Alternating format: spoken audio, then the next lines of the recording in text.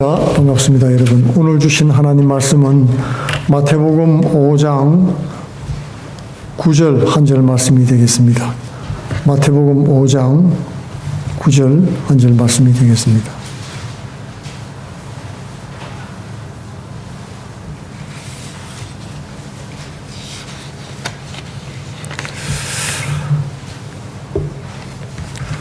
우리 다 같이 한 목소리로 교독하겠습니다.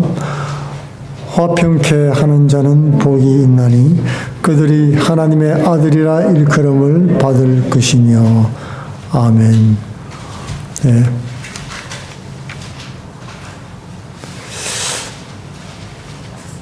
이 세상에는 갈등과 다툼이 많죠.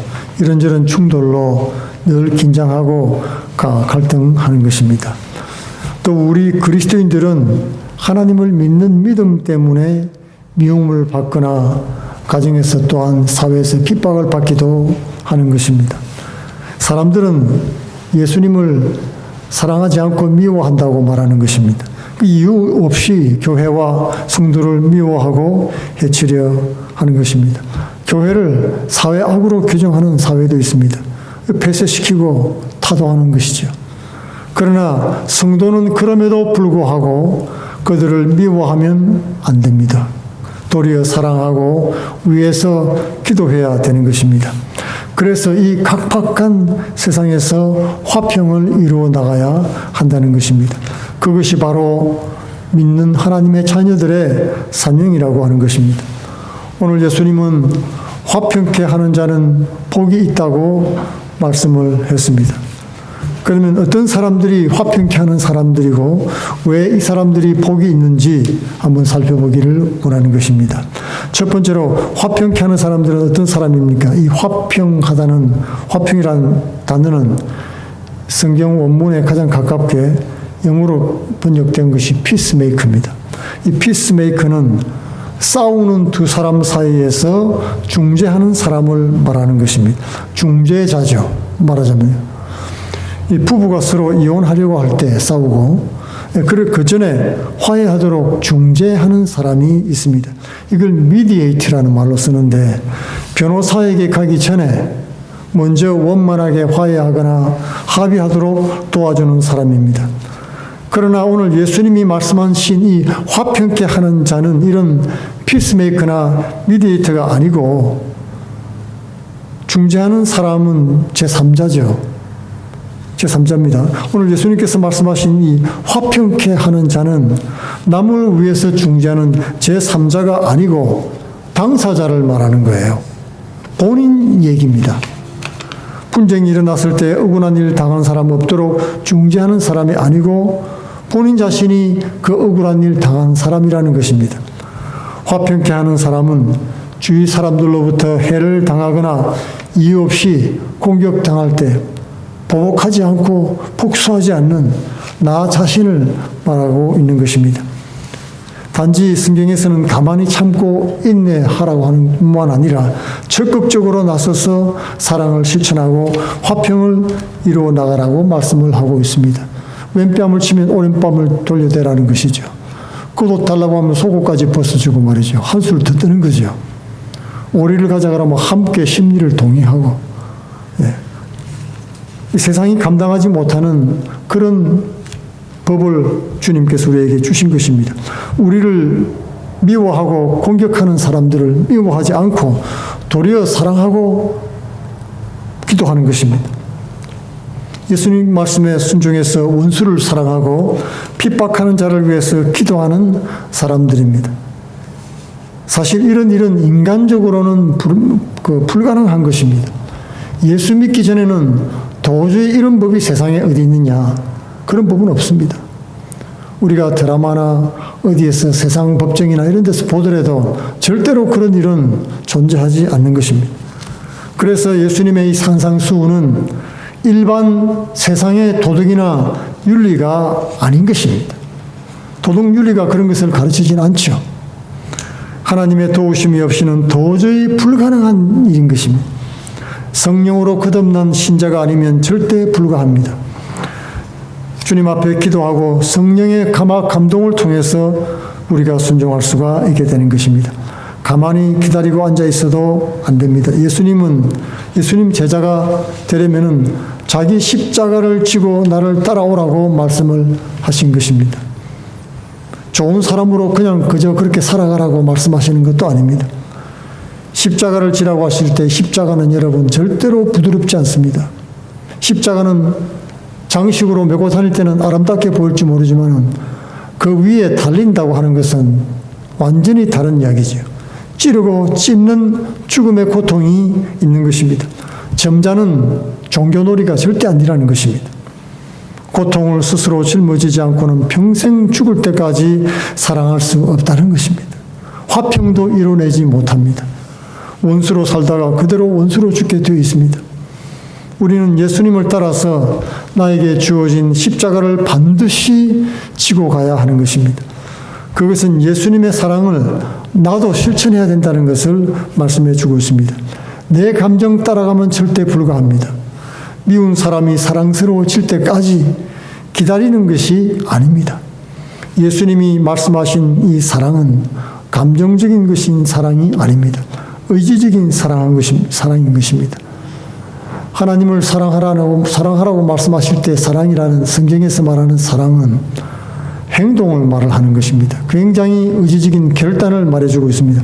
하나님도 마찬가지입니다.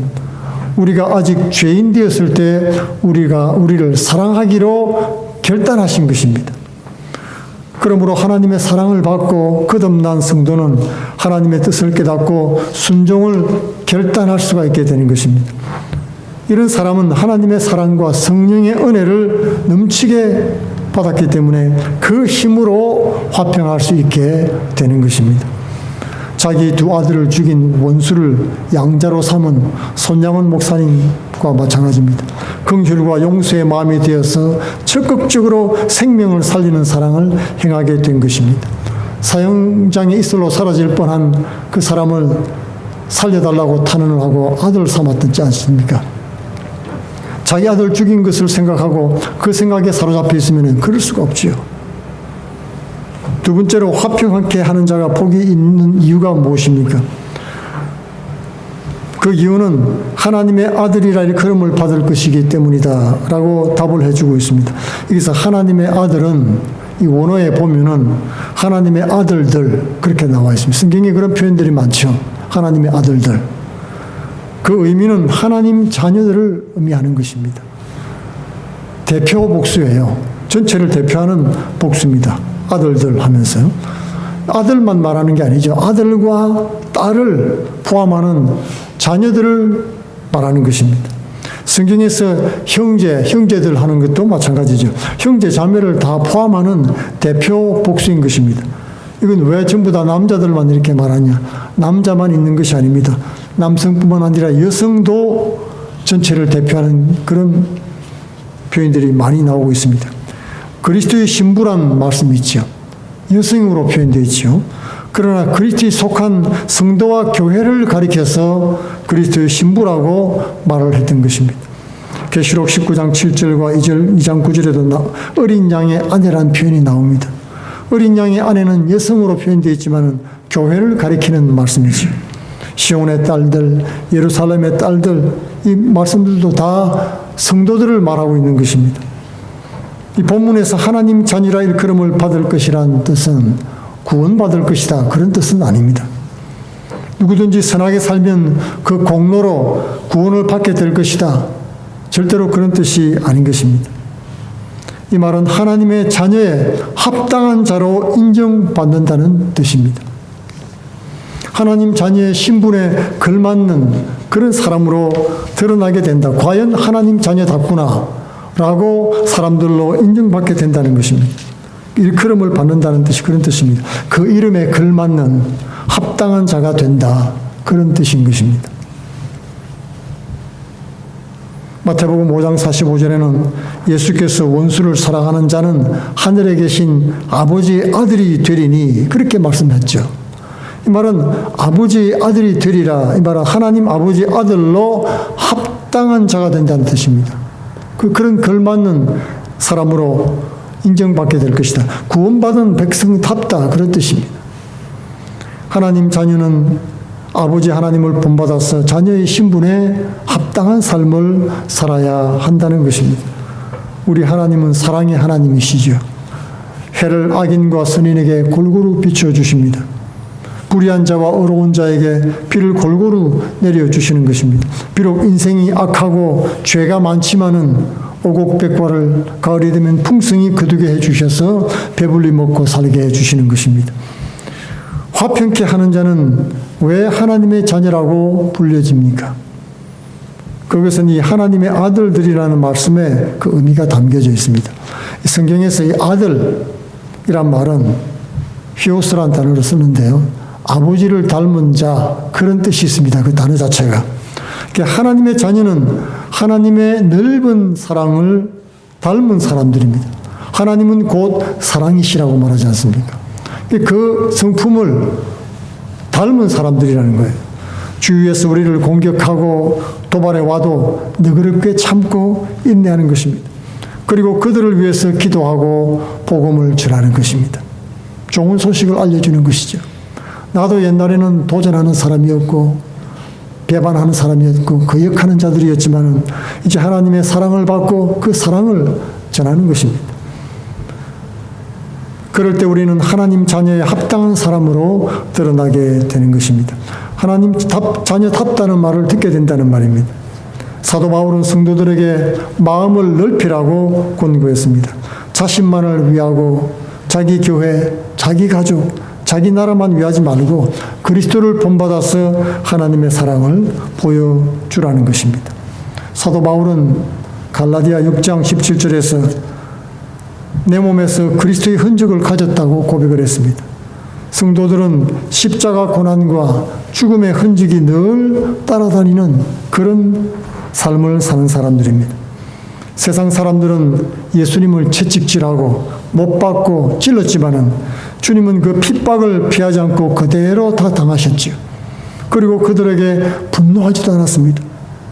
도리어 저들의 죄를 사해달라고 하나님 아버지께 기도했던 것입니다. 그런 모습을 보고 사람들은 예수님이 과연 하나님의 아들이었도다라고 고백을 했던 것입니다.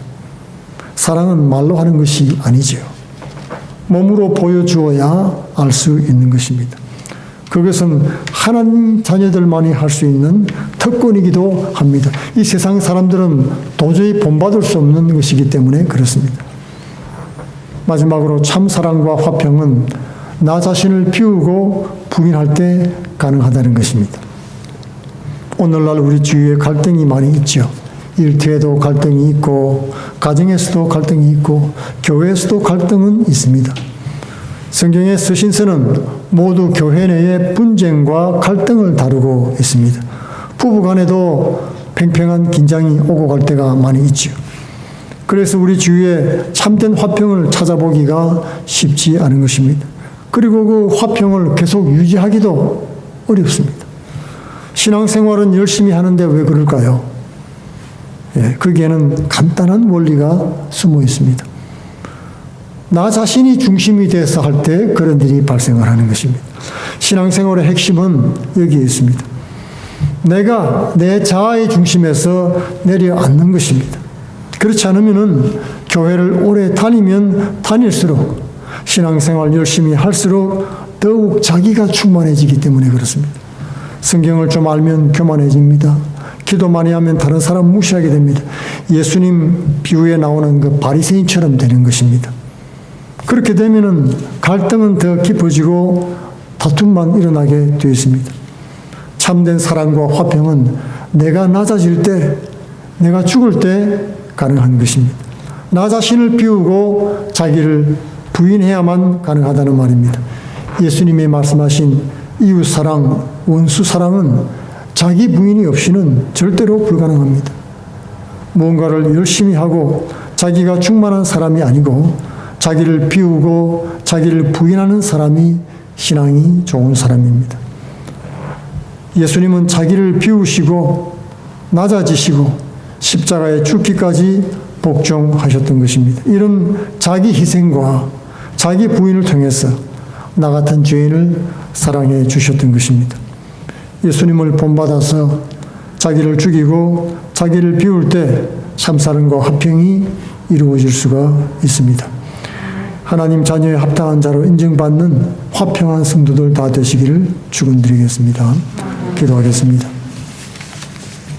고마우신 아버지 하나님 감사합니다. 이 세상에는 없는 평화를 우리에게 부어주시며 하늘의 놀라운 사랑과 평강을 우리에게 주심으로 세상이 어떠하든지 간에 상관없이 아버지 하나님 무슨 일이 생길지라도 두려워하거나 염려 걱정하지 아니하며 아버지 마음의 평강을 누릴 수 있게 하여 주시니 감사합니다. 미움, 원망, 시기, 질투, 분노 다 사라지게 하여 주시며 예수 그리스도의 사랑이 우리 속에 넘침으로 말미암아서 능히 하나님을 사랑하고 이웃을 사랑케 하여 주시며 주의 뜻을 다 이루게 하여 주시옵소서. 그를 통해서 우리 가족과 사랑하는 사람들을 주님 앞에 인도하는 역사가 나타나게 하여 주옵소서. 예수님 이름으로 기도합나이다. 아멘.